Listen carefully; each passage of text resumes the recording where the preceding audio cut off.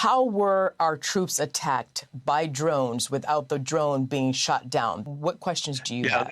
I think that what you're seeing is a result of a lot of the war that's been going on between Russia and Ukraine, in that there is evolving technology to learn how to defeat air defense systems, especially in regards to drones. There's drone counter-drone warfare, and I bet we'll find out that some of the ways that both the Russians and the Ukrainians have succeeded in getting drones through defense systems and electronic warfare systems are probably now being used by opponents of the United States.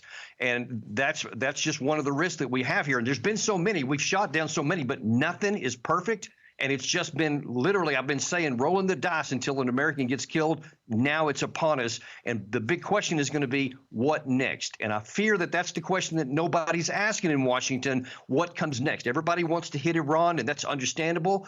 But we have to think clearly and unemotionally so that we don't make this even worse, which we can do if we don't do it right.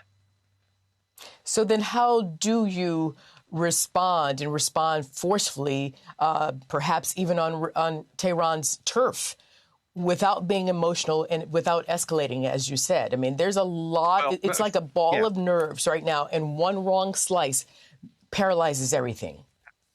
That's exactly right, which is why we don't need to take any action right now that's big without thinking it through. Now, anytime an American gets killed, and I have been unequivocal in this, that person has to die. Point blank, no questions asked. If you kill an American, you're going to die. I don't care about any of the other circumstances. But as I've also been arguing, it is pointless for us to have these troops that are scattered throughout Iraq and Syria, and now also in Jordan, right across the border, because they serve no valid purpose for the U.S. Army. So they're a strategic vulnerability, and our troops have basically been pawns, making it easy for these Iran-backed groups to hit. Now it's happened. So what we have to do is eliminate whoever did that. We need to do whatever it takes to kill all those people who killed our troops.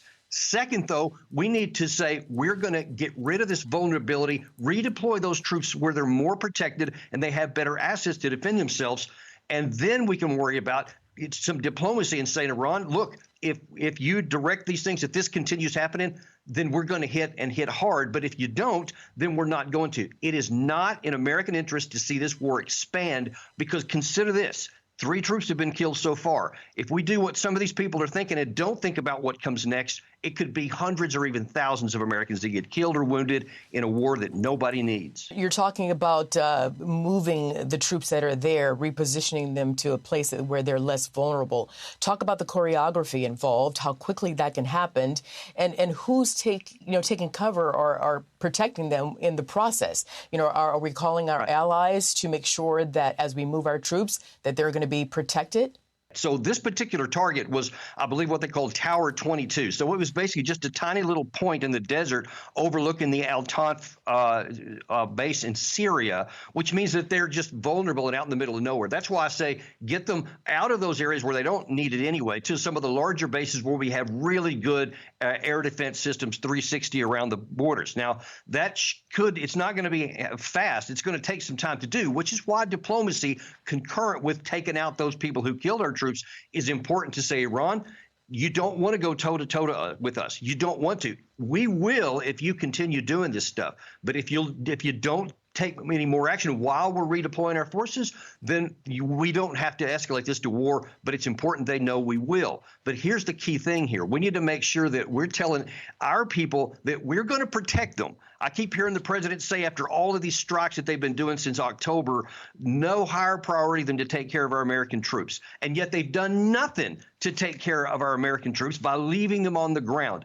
Everybody is going to say, or many people, not everybody, will say, if you take the troops out, it'll be a position of weakness. It'll signal all this stuff, and that's nonsense. Everybody that really matters understands that it's stupid to have your troops out there vulnerable, and it makes a lot of sense to get them where they're more strong and more protected, and all of our assets are completely capable of taking any target out in the Middle East. 2 quick important points here, but in a short time here. You mentioned how the tough talk has to happen to Iran. That's been happening. They don't listen. They haven't responded to tough talk. That's why we're here where we are now. And Jennifer Griffin, our national security correspondent, reporting moments ago saying, hey, there is a tanker war in the Red Sea and the Gulf of Aden, even if there's hesitation to call it that. What's your assessment?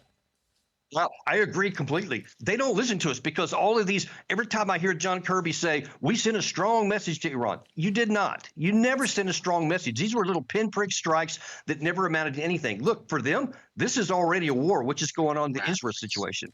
And until we do what makes sense for us and not pay attention to these emotional issues, we're going to get sucked in further. We've got to do what makes sense for America first.